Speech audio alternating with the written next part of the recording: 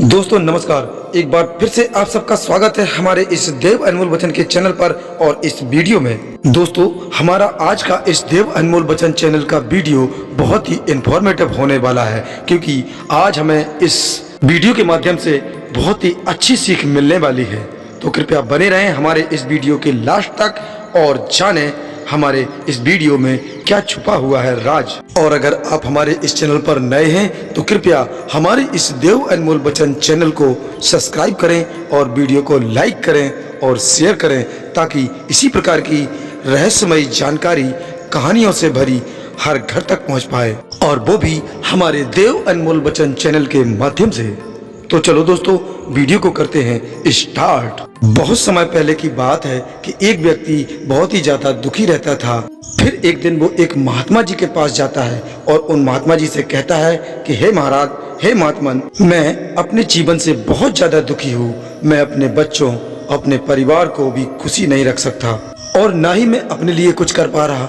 कभी कभी तो हमें खुद को यानी अपने आप को भी खत्म करने की इच्छा होती है। तो हे साधु महाराज, आप इतनी तपस्या करते हैं, इतनी साधना करते हैं, तो क्या आप मुझे कोई ऐसा विकल्प बता सकते हैं जिससे हमारी परेशानियां दूर हो जाएं और मैं अपने बुरे वक्त से बाहर आ सकूं, क्योंकि मेरा बहुत बुरा वक्त चल रहा है। क्योंकि महाराज इस समय ऐसी स्थिति है कि 2 वक्त की रोटी भी पैदा करना मेरे लिए बहुत ही मुश्किल हो गया है। तो आप ही बताएं कि मैं ऐसे में जिंदा रहूं या मर जाऊं, मैं क्या करूं? तो महाराज ऐसे में आप ही बताएं कि मैं अपने परिवार को खुश रखने के लिए क्या करूं। मुझे कोई साधारण सा उपाय अवश्य बताएं, ताकि मैं उस उपाय को बड़ी आसानी से कर सकूं, क्योंकि मैं ज्यादा पढ़ा लिखा नहीं हूं। और अगर आप मुझे काफी ज्ञान की बातें भी बताएंगे तो वो मेरे समझ में नहीं आएंगी। ये सब सुनते हुए महात्मा जी मुस्कुराए और उस व्यक्ति से कहा, तुम एक काम कर सकते हो।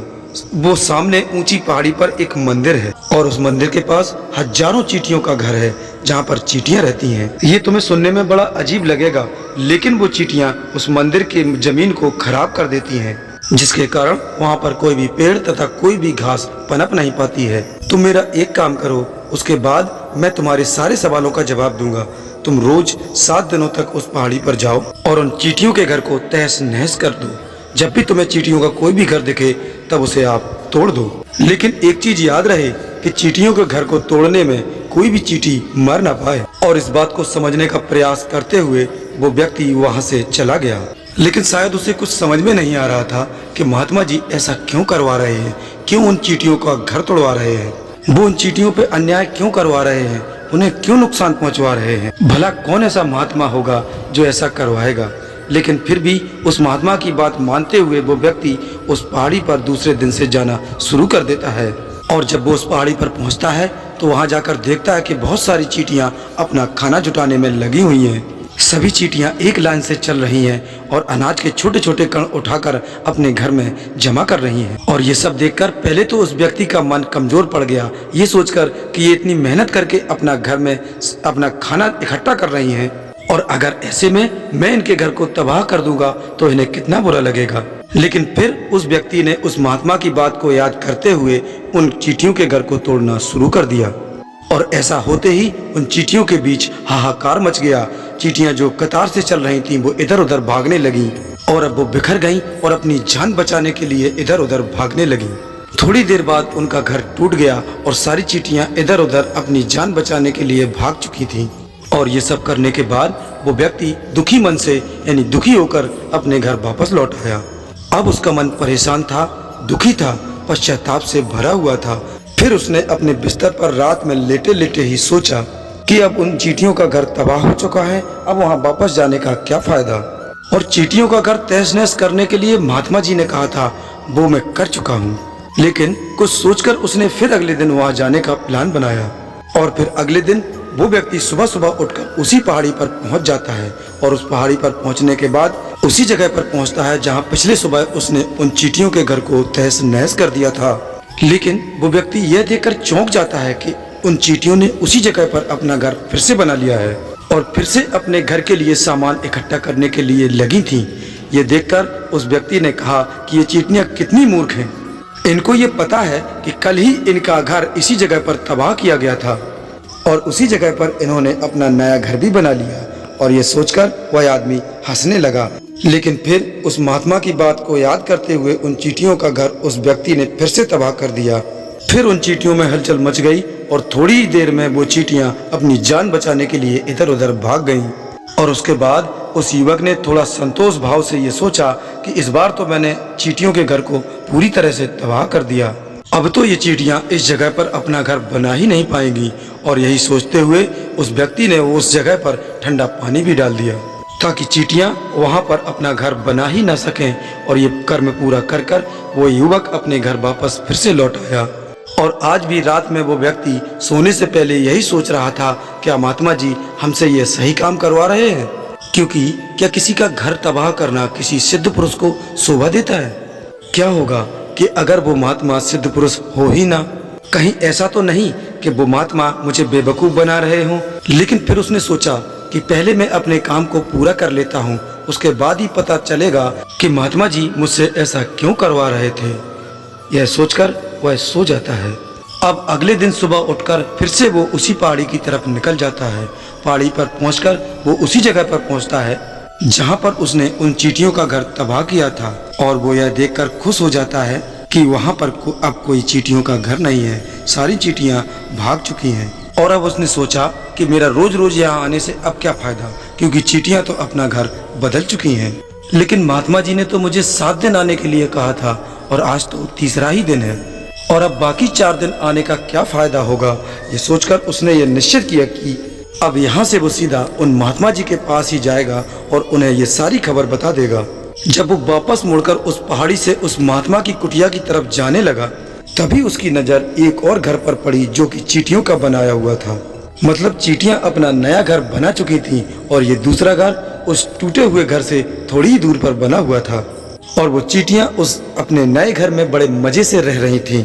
और जब उस घर पर उस व्यक्ति की नजर पड़ी तो उसने सोचा कि महात्मा को शायद पता था कि ये चींटियां अपना घर यहाँ से बदल कर किसी दूसरी जगह पर बना लेंगी, और इसीलिए उस महात्मा ने मुझे 7 दिन आने के लिए कहा था। और ये सोचकर वो व्यक्ति उन चींटियों के दूसरे घर को भी तोड़ने के लिए तैयार हो जाता है। और जब वो उन चींटियों के नए घर के पास पहुंचा तो उसने देखा कि चींटियां उसी प्रकार से अपने कार्य में लगी हुई थीं। वो अपने खाने को इकट्ठा कर रही थीं और अपने उसी घर में जमा कर रही थीं, क्योंकि जब पुराना घर टूटा था तब वहाँ भी कुछ अनाज के कण बचे हुए थे। चींटियां वहाँ से भी वो अनाज के कण इकट्ठा करके अपने इस नए घर में ला रही थीं। अब ये सब देखकर उस युवक का मन कमजोर पड़ गया, क्योंकि वो खुद से ही कमजोर था और वो भी हालात का मारा हुआ था। इसीलिए उसके मन में उन चींटियों के लिए दया का भाव उमड़ रहा था। उन चींटियों के लिए उस व्यक्ति को दया आ रही थी। वो उनकी मदद करना चाहता था, लेकिन वो उल्टा उन चींटियों को नुकसान पहुंचा रहा था। और वो उस महात्मा की बात को याद करते हुए उसने उन चींटियों के घर को तोड़ने का फिर से निश्चय किया। और इस बार भी उसने बिना चींटियों को किसी भी प्रकार का नुकसान पहुंचाए हुए उन चींटियों के घर को तबाह करना शुरू कर दिया। वक्त थोड़ा ज्यादा लगा, क्योंकि किसी भी चींटी को नुकसान न पहुंचने की शर्त महात्मा जी ने पहले ही रख दी थी। इसीलिए वो व्यक्ति बड़ी ही सावधानी से उन घरों को तबाह कर रहा था। और आखिर में उस व्यक्ति ने उन चींटियों के उस घर को भी तबाह कर दिया। और इस घर को तबाह करने के बाद वो पहले से ज्यादा अब दुखी हुआ, क्योंकि उस व्यक्ति ने उन चींटियों का नया घर भी तोड़ दिया और वो उन चींटियों को बसने ही नहीं दे रहा था। और वो अपने आप को कोसते हुए अपने आप को शैतान या दानव समझने लगा। लेकिन फिर भी वो उस महात्मा की बात को मानते हुए दुखी मन से अपने घर को वापस आ गया। रात में सोने के पहले उसने एक बार फिर से सोचा कि मैं कितना बड़ा शैतान हूँ, मैं कितना बड़ा दानव हूँ, क्योंकि मैं उन चींटियों को कहीं भी बसने के लिए कोई भी जगह नहीं छोड़ रहा हूँ। पुराना घर तो छोड़ो, मैंने उनका नया घर भी तोड़ दिया। वो चींटियां मेरे बारे में क्या क्या सोचती होंगी कि ये कितना बड़ा दानव है। ऐसा सोचते हुए वो व्यक्ति सो जाता है और फिर सुबह उठकर फिर से वो उसी पहाड़ी पर जाता है उस महात्मा की बात को मानते हुए। और वो व्यक्ति फिर से उस पहाड़ी की उस जगह पर पहुंचता है तो वहां देखकर वो आश्चर्यचकित हो जाता है, क्योंकि इस बार चींटियों ने फिर से एक नई जगह पर अपना घर बना लिया था। और वो चींटियां फिर से और भी ज्यादा ऊर्जा के साथ अपना काम कर रही थीं। और एक रात में ही उन्होंने अपना पहले से भी ज्यादा बड़ा घर बना लिया था। और फिर से वो चींटियां अपना अनाज और खाना इकट्ठा करने में जुटी हुई थी। उस व्यक्ति ने ये सब देखा और सोचा कि ये चींटियां किस मिट्टी की बनी हुई हैं। मैं इनको यहाँ से बार बार भगाने की कोशिश कर रहा हूँ और ये चींटियां फिर से वहीं अपना घर बना लेती हैं। इन्हें ये पता नहीं कि मैं इनको यहाँ बसने नहीं दूंगा। ये चींटी है और दिखने में ये हमसे बहुत छोटी है, लेकिन फिर भी ये हमसे हार नहीं मान रही है। बड़ी ताज्जुब की बात है। और वो गुस्से में आकर फिर से उन चींटियों के घर को तहस नहस करने लग जाता है। लेकिन इस बार घर को तहस नहस करने में कुछ चींटियां वहीं पर मर गईं, क्योंकि कुछ चींटियां उसके पैरों तले आ गईं। जब उन चींटियों को कुचलने के बाद वो अपने अहंकार से बाहर आया तो उसने देखा कि उसने गुस्से में चींटियों को कितनी क्षति पहुंचा दी है। उसका मन पश्चाताप से भर गया और वो रोते हुए अपने घर की ओर बढ़ गया। अब रात में फिर से सोते वक्त उस व्यक्ति ने सोचा कि मैं उन चींटियों पर बहुत ही ज्यादा अत्याचार कर रहा हूँ और अब इससे ज्यादा अत्याचार मैं नहीं कर पाऊंगा। और यही सोचकर अगले दिन वह उन चींटियों के लिए घर से थोड़ा सा आटा लेकर उसी पहाड़ी पर पहुंच जाता है, क्योंकि आज उसके मन में चींटियों के प्रति श्रद्धा का भाव था। आज वो उन चींटियों की मदद करना चाहता था। लेकिन जब वो वहाँ पहुँचा तो वहाँ उसने देखा कि फिर से चींटियां अपना नया घर बनाने में जुटी हुई हैं। और फिर उसने बड़े करुणा के साथ अपने घर से लाए हुए आटे को उन चींटियों को खिलाया। और फिर वो व्यक्ति अगले 7 दिनों तक ऐसा ही करता था। वो रोज सुबह जाता और उन चींटियों को अपने हाथों से आटा खिलाता। अब 7 दिनों के बाद वह युवक उन्हीं महात्मा के पास जाकर हाथ जोड़कर कहता है कि हे महात्मा जी, मुझे क्षमा करना। मैंने उन चींटियों के घर को तोड़ने की, तबाह करने की बहुत कोशिश की और मैंने उनका घर भी तबाह किया। एक बार नहीं, मैंने 4 बार कोशिश की। मैंने उन चींटियों का घर 4 बार तोड़ा, लेकिन इसके आगे मैं हिम्मत नहीं जुटा पाया।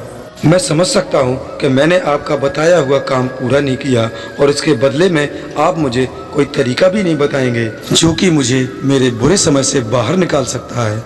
लेकिन अब मुझे उसकी कोई परवाह भी नहीं है, क्योंकि मुझे लगता है कि अब मैंने जो किया बहुत सही किया।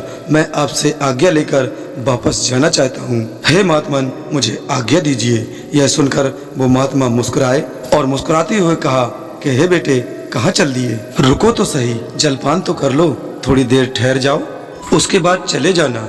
और ये कहकर वह महात्मा उस युवक के लिए पानी लेकर आते हैं। और उस युवक को पानी पिलाने के बाद वह महात्मा उस व्यक्ति से ये पूछते हैं कि तुम मुझे ये बताओ कि आखिर तुम उन चींटियों के घर को तबाह क्यों नहीं कर सके?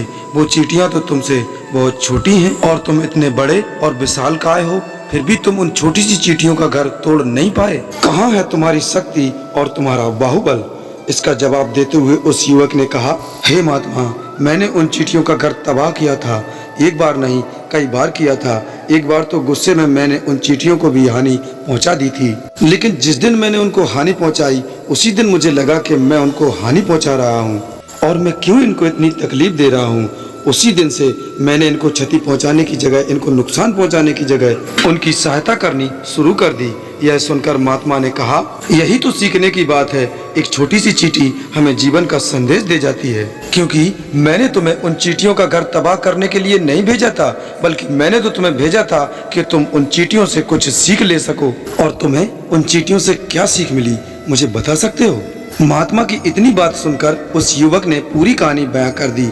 और उस युवक की यह पूरी कहानी सुनने के बाद महात्मा मुस्कुराए और मुस्कुराते हुए उस व्यक्ति से बोले कि बेटा, पहली सीख उन चींटियों से ले सकते हो कि कितनी बार तुमने उनके घर को तोड़ने की कोशिश की, कितनी बार उनके घर को तबाह करने का प्रयास किया कि उनका घर तबाह हो जाए, लेकिन वो हर बार अपना नया घर बना लेती थी। उन्होंने हार नहीं मानी, क्योंकि अगर वो हार मान लेती तो वो चींटियां तुमको वहाँ पर नहीं मिलती। ये जीवन कार्यशीलता का नाम है, लेकिन हम मनुष्य 1-2 बार हार मिलने पर टूट जाते हैं, हताश हो जाते हैं और फिर जीवन में प्रयास ही नहीं करते। और कुछ लोग तो अपने जीवन को भी खत्म करने के लिए उतारू हो जाते हैं। लेकिन जानवरों में तुमने एक बात देखी होगी कि वो खुद से अपने आप को खत्म कर ही नहीं सकते, क्योंकि आज तक अपने जीवन में तुमने कभी भी नहीं सुना होगा कि किसी जानवर ने आत्महत्या कर ली, चाहे वो कितना भी भूखा हो, क्योंकि वो हर समय अपने जीवन के लिए संघर्ष करता रहता है। लेकिन वहीं दूसरी तरफ हम मनुष्य 1-2 बार हताश होने पर ही अपना जीवन खत्म कर लेते हैं। जीवन तो कर्मशीलता है, कर्म करने का नाम है जीवन, और मृत्यु तो आखिरी विश्राम है, परम विश्राम। इसीलिए मृत्यु से पहले कर्म करना कभी भी नहीं छोड़ना, क्योंकि मृत्यु के बाद तो तुम परम विश्राम में चले जाओगे। तो उससे पहले कर्म करना क्यों छोड़ रहे हो? क्यों हताश हो रहे हो? अगर तुम्हारा एक घर टूट गया है तो दूसरा घर बनाने का प्रयास करो। कोशिश करो, क्योंकि कोशिश करने वालों की कभी हार नहीं होती। और तुम ये सब उन चींटियों के द्वारा देख चुके हो। वो चींटियां देखने में तुमसे कितनी छोटी हैं और तुम इतने बड़े, लेकिन उनका मन तुम्हारे मन से बहुत बड़ा है, इतना विशाल है और उनमें इतना दृढ़ संकल्प है कि इतनी बार घर टूटने के बाद भी चींटियों ने कभी हार नहीं मानी। और दूसरी सीख ये है कि जब भी हमारा बुरा समय आता है और हमें लगता है कि हमारा ये समय अब कभी नहीं जाएगा और ये समय मेरे जीवन को बर्बाद कर देगा, हमें ये चैन से जीने नहीं देगा, तो अपने इन्हीं ख्यालों से, अपने इन्हीं विचारों से, जिसका असलियत में कोई अस्तित्व नहीं, ये केवल विचार हैं, और वही विचार हमारे मन को दुखी कर देते हैं और हम प्रयास करना छोड़ देते हैं। लेकिन तुम एक बात खुद सोचो कि प्रकृति हमें बार बार नुकसान पहुंचाएगी, हमें क्षति पहुंचाएगी, लेकिन कितनी बार पहुंचाएगी?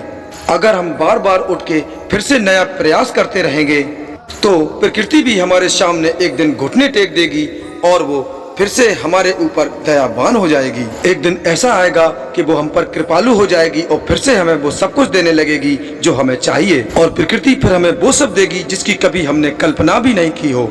तुमने खुद देखा कि तुम खुद उन चींटियों के घर को तबाह करने गए थे, लेकिन बाद में तुम ही खुद उन चींटियों को अनाज और आटा चुनाने लगे। तुम ही उन पर कृपालु हो गए। क्यों हुए? क्योंकि तुमने देखा कि वो चींटियां हार ही नहीं मान रही हैं। इसी तरह अगर तुम भी अपने जीवन में कभी हार नहीं मानोगे तो प्रकृति इसी तरह तुम्हें एक ना एक दिन वो सब कुछ देगी जिसकी तुमने कल्पना भी नहीं की होगी। इसीलिए दो सीख याद रखना, कर्मशीलता करते जाना, और दूसरा कि एक न एक दिन प्रकृति तुम्हारे उस कर्म का परिणाम तुम्हें जरूर देगी जो तुमने किया है। तो मेरे प्यारे मित्रों, मैं उम्मीद करता हूं कि आप सबको इस वीडियो से बहुत कुछ सीखने को मिला होगा। तो यहाँ तक बने रहने के लिए बहुत बहुत धन्यवाद। तो दोस्तों, इसी प्रकार के इंफॉर्मेटिव वीडियो देखने और सुनने के लिए कृपया हमारा ये चैनल, यूट्यूब चैनल देव अनमोल वचन सब्सक्राइब जरूर करें और वीडियो को लाइक करें और शेयर करें, ताकि इसी प्रकार की ज्ञानवर्धक बातें हर घर तक पहुंच पाएं। तो दोस्तों, फिर मिलते हैं अगले वीडियो के साथ। तब तक के लिए नमस्कार, अपना ख्याल रखें और हमेशा मुस्कुराते रहें।